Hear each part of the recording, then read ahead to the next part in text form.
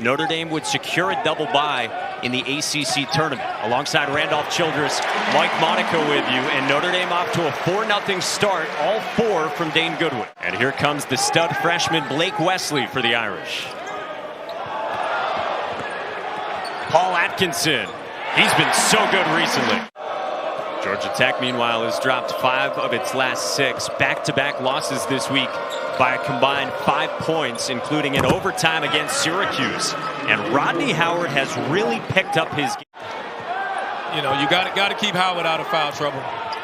He gets a block on Atkinson. Squirts out to Cormac Ryan. Goodwin knocks it down. Deep. What do you expect Georgia Tech to do defensively, knowing they like zone, but also knowing how well Notre Dame can shoot it from the outside as DeVoe? Dane Goodwin with 7 early points for the Irish comes up empty, and DeVoe pushes with Howard laying it in. Coming out of that time out there. Coach Bray counters it now, and I think he's bringing in Lazeski. Let's see what happens with position he plays. Will he play the 4 or 5?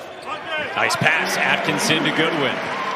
And so this is a lineup where you can't afford to be in zone with all the shooting out there. Absolutely not. You got to go man-to-man. They go to man-to-man and give up a layup. Dane Goodwin kicks. Trey Wirtz rises. Buries it. Georgia Tech never matched up. This is the scary part about Notre Dame. They get stopped. They get the running. Notre Dame, you got to run to the three-point line. No one's running to the rim. Jalen Moore off the bounce, counted, and a foul for the freshman from Alabama. Freshman with Debo.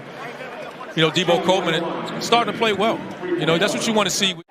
You got to be worried about DeVoe, obviously, and Usher, who is in the game right now. Between those two, it's about 50% of Georgia Tech scoring. They put so much pressure on you with the Prince. If you're Georgia Tech, you just want to counter that by running all your man-to-man plays. When you're unsure, just run your man-to-man sets. Rodney Howard's got 6 of the Tech 10, but he can't defend Paul Atkinson underneath his second bucket there. The shots may not fall, but they're going to keep attacking you defensively. Another good look. Kelly from the corner, the freshman from Lilburn, Georgia. Wesley at the end of the shot clock. I mean, that's one of the questions. That's the undercurrent when you spend some time around the Notre Dame program. You hear so much about his family and how great they are, and you know, you always cheer for a young man like that. They both went tumbling, and then DeVoe got a Wesley shoe to the face. Good cut. Wesley finishes, and a foul. I mean, this guy is something special. Locked up, DeVoe finishes through the down. So if you're Notre Dame, you really want to get out, try to build this lead, because eventually some of those shots will start to fall. Atkinson going to work on Howard, and the biggest lead for Notre Dame at 11. He has a ton of positive energy about him. You wish more people had it. DeVoe, strong take to the cup, driving on Hubb. They're changing it now. Started out with a 1-3-1 look and went man-to-man. Hubb drives and finishes. They're sitting off in these gaps now. Mike DeVoe is going to draw a lot of attention. Whoa, what a finish by Mike DeVoe. Against the zone. Hubb moves it. Goodwin hoists it and hits it. Big first half for Dane Goodwin. He's got it done. He's out of that 2-game slump right now. Quick shot. And a miss from DeVoe. Goodwin wants it ahead of the pack. He triggers. He got another. He checked. DeVoe straight on, back iron. Leschewski climbs for the rebound. Notre Dame by 15 with it. And Georgia Tech's got to get back in transition, because here comes Blake Wesley.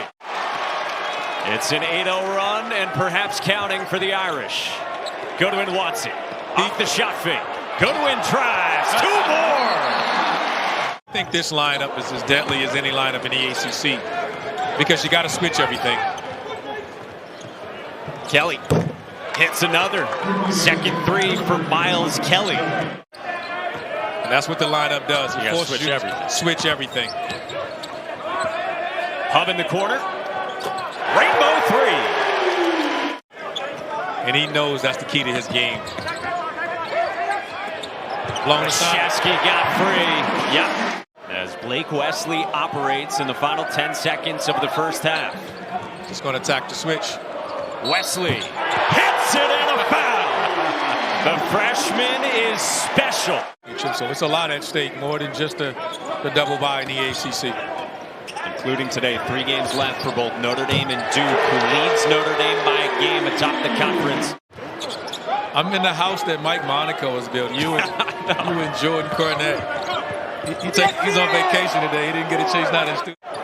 I'm like, you're with Mike, just go ahead. Picking up the tab. Credentials, who needs them? Nice pass. Usher to Howard. This team still defends at a high level. They're just running into a buzzsaw right now. Just spread you out. Not many teams shoot the ball as well. Like that. I mean, there's nothing you can do to oversee everything, and it's giving him a chance just to get back and kind of look at things from afar. Paul Atkinson could not believe he didn't get the first pass from Cormac Ryan. Cormac Ryan pats his chest. He says, "My bad, man." And that's the thing. What happens? He kind of falls under the radar because you're so concerned about their ability to shoot threes. You run to the three-point line, and he gets the layup. Nice move by Jordan Usher. Continue to do what you've been doing. Usher gave the turnover right back. Atkinson. Did Zesky come in and block that? Was it a late block, or he just missed it? Wirtz from the corner. 10th 3 of the game. In thrilling fashion, down 2 at the end, and Matthew Cleveland. Not the first time he's been the buzzer-beating hero this year. Those are your 5, your all-freshman team. I would go with those guys. Send the ballot in. Usher off the glass.